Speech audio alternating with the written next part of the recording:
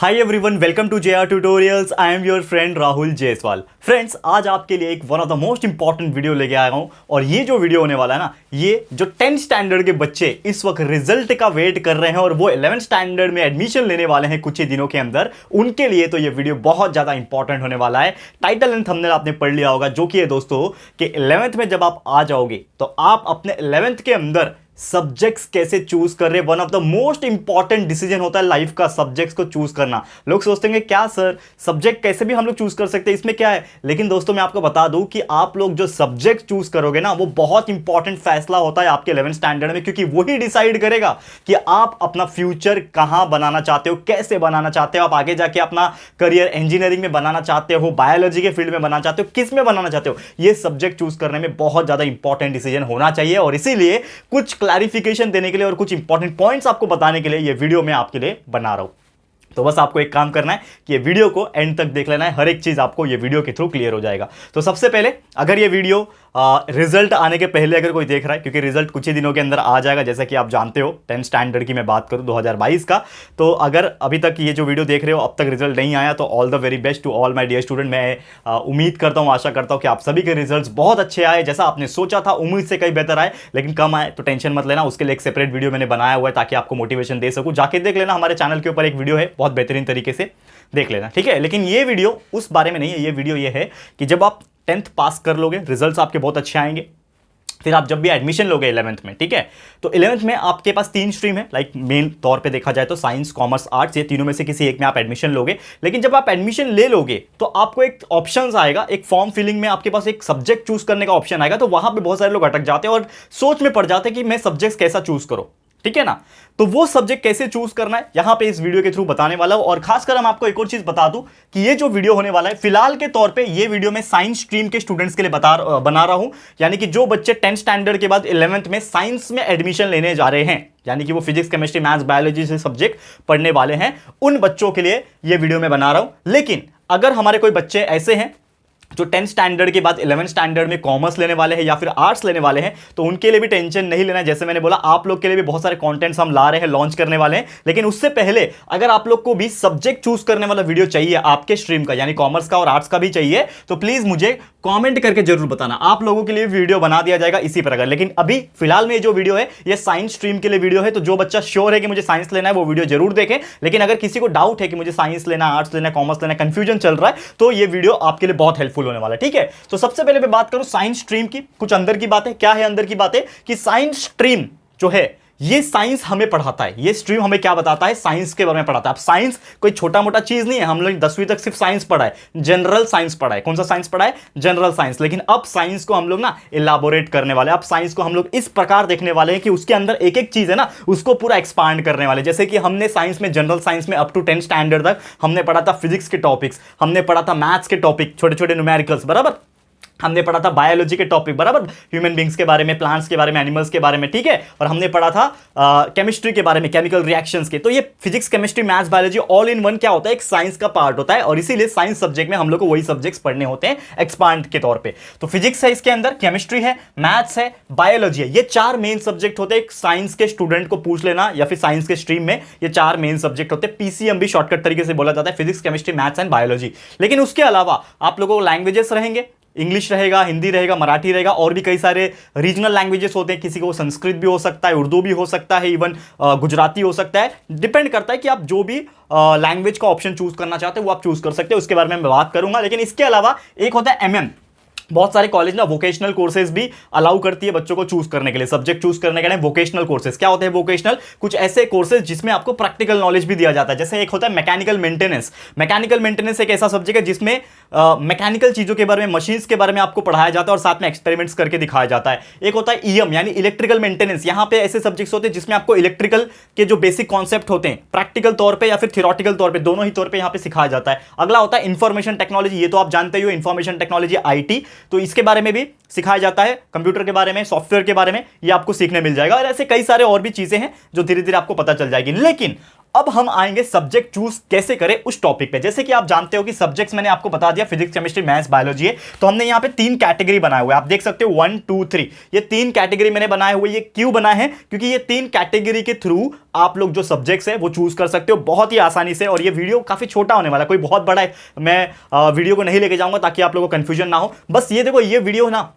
सिर्फ cut to cut, point to point ये है कि आप लोग के पास क्या क्या ऑप्शंस है। अगर आपको ऑप्शंस पता रहेगा तभी तो आप क्रिटिकल थिंकिंग कर पाओगे ना, तभी तो आप अपने आप को भी पूछ पाओगे कि यार क्या मैं ये ले सकता हूं, क्या मैं ये भी ले सकता हूं, क्या मैं ये दोनों को कॉम्बिनेशन में ले सकता हूं, क्या फिर मुझे श्योर है कि मुझे आगे जाके ये करना है तो मैं यही करूंगा। तो इस प्रकार से चीजें सोचनी पड़ेगी। हमारे टाइम पे हमको ये सब चीज नहीं सिखाया जाता था कि यार बेटा तू ये कर ले। हम लोग को जो बोल दिया जाए, मेरा दोस्त ये कर रहा है, चलो मैं मेरे दोस्त के साथ ये कर लूंगा, मेरे दोस्त ने फॉर्म में ये भरा हुआ है, देख के हाँ उसने, तूने ये भरा क्या, मैंने भी ये भर लिया, चल देख देख के भर लिया। ऐसा नहीं होना चाहिए, आज के रेट में तो नहीं होना चाहिए। Because you have technology with you have so many YouTube channels, हमारे जया ट्यूटोरियल्स आपके साथ है, हम आपको गाइडेंस करने के लिए है। मेरे टाइम पे कोई नहीं था दोस्तों, ठीक है ना। मेरे फादर भी वो बोलते थे हाँ बेटा देखो जो अच्छा लगता है वो कर, ऐसा बोलते थे। तो मैं क्या करूंगा यार, मैं तो यार 10वीं पढ़ के आया हुआ 16 साल का बच्चा, तो क्या कर सकता है 16 साल का बच्चा। लेकिन आपको बहुत सारे गाइडेंस मिल रहे हैं इस वक्त, तो उस गाइडेंस को लो और आगे बढ़ो। ये चीज देखो, अब मैं क्या बताने की कोशिश कर रहा हूं। जैसे कि सब्जेक्ट्स हमारे क्या है, फिजिक्स, केमिस्ट्री, मैथ्स, बायोलॉजी। सबसे पहला आपके पास जो सब्जेक्ट चूज करने का ऑप्शन होता है, कट टू कट अभी आ रहा हूं यहां पे, जो कि है पहला option physics, chemistry, maths and biology.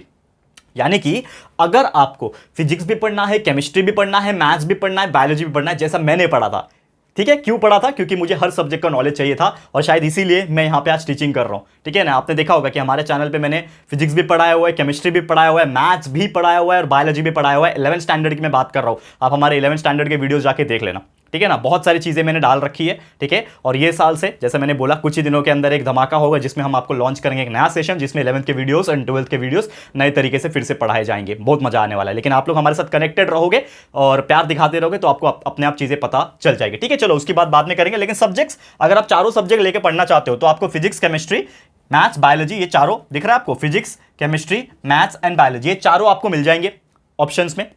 आप चारों को टिक कर देना। उसके अलावा एक लैंग्वेज कंपलसरी होता है जो कि होता है इंग्लिश लैंग्वेज। ये आप जानते हो, अगर आप इंग्लिश मीडियम से पढ़ रहे हो, obviously English medium will be बोल सकते हैं हम लोग कंपलसरी, पता ही आप लोगों को। मोस्टली इंग्लिश मीडियम में ही लोग पढ़ते हैं, 11th में एडमिशन लोगे तो इंग्लिश मीडियम में ही पढ़ोगे। तो physics, chemistry, maths and biology, ये 4 साइंस के सब्जेक्ट मेन रहेंगे और इसके साथ में एक लैंग्वेज यानी इंग्लिश कंपलसरी रहेगा, ठीक है। लेकिन अब आपको देखना है, ये 5 सब्जेक्ट्स तो हो गए, लेकिन टोटल 6 सब्जेक्ट्स में से एक सब्जेक्ट ऐसा होता है जो आपके ऊपर होता है चूज करना। जैसे यहां पे तो आपने चारों चूज किया, अब आपके पास एक ऑप्शन है, या तो आप हिंदी ले सकते हो लैंग्वेज में, या तो आप मराठी ले सकते हो, गुजराती ले सकते हो, मैंने मेंशन नहीं किया लेकिन गुजराती होता है, उर्दू होता है, यानी कई सारे और रीजनल लैंग्वेजेस होते हैं। उसमें से आप कोई एक लैंग्वेज चूज कर सकते हो, या फिर आपके पास एक और ऑप्शन होता है इंफॉर्मेशन टेक्नोलॉजी चूज करने का, आईटी चूज करने का, तो वो आप चूज कर सकते हो। तो कुल मिला के अगर मैं बात करूं, 12वीं जो होता है, 12th जो होता है, उसका बोर्ड एग्जाम जो होता है वो टोटल 600 मार्क्स का होता है। अभी अभी 12th का रिजल्ट आया है, आपके सीनियर जो होंगे, मतलब आप तो 11th से 12th में गए हो इस साल, करेक्ट है, सॉरी 10th से 11th में आए होंगे। लेकिन जो बच्चा 12th में ऑलरेडी पढ़ रहा था, ठीक है ना, वो बच्चा ना उसको पूछना जाके, ये जो है ना, मैं 11th के बारे में बात बता रहा हूं आपको, लेकिन ये चीज मैं कंसीडरेशन कर रहा हूं 12th को लेके, ठीक है ना। समझ में आ रहा है मैं क्या बात कर रहा हूं? ये हम आपको फ्यूचर के तौर पे बता रहे हैं कि 12th में एक्चुअली में क्या होता है। 11th का भले ही बहुत सारी चीज मैं बता रहा हूं, 11th में आपको कैसे चूज करना है, लेकिन मेन 11th का जो हम लोग एक सेकंड स्टेप जो बोलते हैं, लेवल 2 जो बोलते हैं, वो 12th होता है। तो 12th के पॉइंट ऑफ व्यू से मैं बता रहा हूं ये चीज आपको, ठीक है ना। तभी तो आप 11th में सब्जेक्ट चूज करोगे ना। तो यहां पे आपके टोटल 600 मार्क्स के पेपर आते हैं, और 600 मार्क्स में मतलब 6 सब्जेक्ट्स होते हैं, 100 मार्क्स ईच यहां पे, ठीक है। लेकिन यहां पे क्या होता है ना, आपके पास ऑप्शंस कई सारे हो जाते हैं। पहला ऑप्शन क्या था, फिजिक्स, केमिस्ट्री, मैथ्स, बायोलॉजी, आपने 100 marks physics, 100 marks chemistry, 100 biology, 100 maths, ये हो गया 400 मार्क्स। अगला इंग्लिश कंपलसरी है तो ये हो गया 500 मार्क्स। लेकिन अब आपके पास 3-4 सब्जेक्ट है, इसमें से आप चूज कर सकते हो, हिंदी, मराठी, आईटी जो है वो चूज कर सकते हो। अब यहां पे कैसे चूज करोगे? अगर कोई बच्चा है जिसको अपने लैंग्वेज से बहुत प्यार है, या फिर वो चाहता है कि मैं आगे जाके कुछ लैंग्वेज को लेकर चीजें करूं, जैसे कि किसी को हिंदी पढ़ना बहुत अच्छा लगता है, हिंदी लिटरेचर में इंटरेस्ट है, मराठी पढ़ना अच्छा लगता है, गुजराती, उर्दू, जो भी लैंग्वेज, संस्कृत है, क्योंकि पढ़ना अच्छा लगता है और उसमें आपको लगता है कि मैं कॉन्फिडेंट हूं, तो आप डेफिनेटली लैंग्वेज चूज कर सकते हो। लेकिन जिन बच्चों को ऐसा लगता है कि मुझे आईटी का नॉलेज जरूरी है, आज के डेट में सॉफ्टवेयर का नॉलेज, इंफॉर्मेशन टेक्नोलॉजी का नॉलेज, कंप्यूटर का नॉलेज, ये जरूरी है, तो वो बच्चा आईटी जरूर करे। ये मैं उनके लिए ऑप्शंस बता रहा हूं, ठीक है। तो यहां पे आप सब्जेक्ट चूज कर लेना, मेरे हिसाब से आईटी चूज करके ज्यादा बेटर है, लेकिन it is up to you, आपको कौन सा लैंग्वेज चूज करना है या फिर इंफॉर्मेशन टेक्नोलॉजी चूज करना है। तो यहां पे आपके 100 मार्क्स हो जाएंगे। तो कुल मिला के काउंट करो, टोटल 600 मार्क्स हो रहे हैं, तो यहां पे 600 मार्क्स का आपका पेपर बन जाएगा, ठीक है। समझ में आ गया? ये था आपके पास पहला ऑप्शन, फिजिक्स, केमिस्ट्री और मैथ्स और बायोलॉजी, ये चारों सब्जेक्ट को लेके। लेकिन अगर कोई बच्चा ऐसा है जिसको होता है ना कि यार मुझे बायोलॉजी में बिल्कुल इंटरेस्ट नहीं है, यार बायोलॉजी मेरे को पढ़ना ही नहीं, आगे जाके मेरे को डॉक्टर वॉक्टर तो बनना ही नहीं।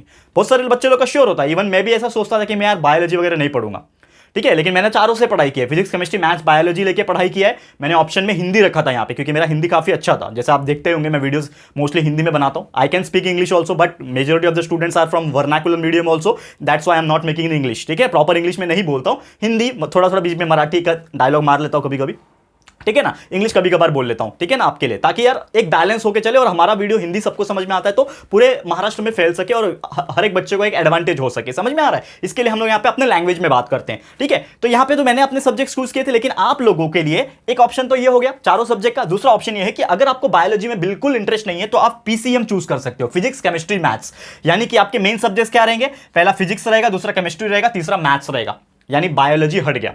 अब आपने बायोलॉजी हटा दिया, ठीक है, इंग्लिश तो रहेगा ही कंपलसरी, बायोलॉजी आपका हट गया, लेकिन बायोलॉजी की जगह पे आपको कुछ तो सब्जेक्ट चूज करना पड़ेगा। तो यहां पे आपके पास ऑप्शंस आता है वोकेशनल कोर्सेज का। What do mean by vocational courses? जैसे मैंने बताया, मैकेनिकल मेंटेनेंस है, इलेक्ट्रिकल मेंटेनेंस है, एंड ऐसे कई सारे और वोकेशनल सब्जेक्ट्स होते हैं। लेकिन मैं आपको बता दूं, ये हर कॉलेज में नहीं होता। जैसे मैं जो कॉलेज में पढ़ता था उसमें मैकेनिकल मेंटेनेंस और इलेक्ट्रिकल मेंटेनेंस का ऑप्शन था, लेकिन आप जिस जूनियर कॉलेज में जाके एडमिशन लोगे, पढ़ाई करोगे, तो उसमें एक बार चेकआउट कर लेना कि वो कॉलेज वोकेशनल कोर्सेज प्रोवाइड करवाता है, सब्जेक्ट प्रोवाइड करवाता है कि नहीं कर, ऑप्शंस है कि नहीं उनके पास, क्योंकि हर एक कॉलेज का अपना अपना तरीका होता है पढ़ाने का। समझ में आ गया? अगर वो ऑप्शंस है आपके पास तो आप चूज कर सकते हो। तो इससे होगा क्या? देखो, आपने फिजिक्स केमिस्ट्री मैथ्स ले लिया, इंग्लिश ले लिया, और अब आप मैकेनिकल या फिर इलेक्ट्रिकल मेंटेनेंस को चूज कर सकते हो। तो ये जो सब्जेक्ट्स होते हैं वो 200 मार्क्स के होते हैं। ये थोड़े बड़े सब्जेक्ट्स होते हैं, इसमें आपको पूरा प्रैक्टिकल प्लस थियरी नॉलेज सब प्रोवाइड किया जाता है। तो ये 200 मार्क्स के होते हैं। तो यानी कि ये total 4 subject, physics chemistry maths 300 हो गया, इंग्लिश 400 हो गया, और ये मैकेनिकल या फिर ईएम में से कोई एक ले लेना तो ये हो जाएगा 200। 400 प्लस 200 डायरेक्ट 600 हो गया। तो इससे एक एडवांटेज क्या हुआ पता है?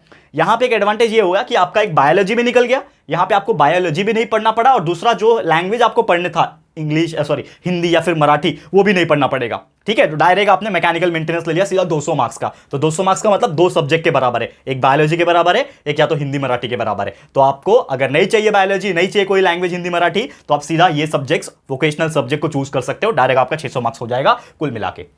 समझ में आ गया? तो ये था आपके पास दूसरा ऑप्शन, समझ में आ गया। अब तीसरा ऑप्शन क्या है कि कुछ बच्चे ऐसे होंगे जिनको मैथ्स में तकलीफ होती है, ठीक है ना, बोलते हैं यार मैथ्स बहुत हार्ड लगता है, फॉर्मूला मेरे को दिक्कत आती है, ये सब चीजें होती हैं।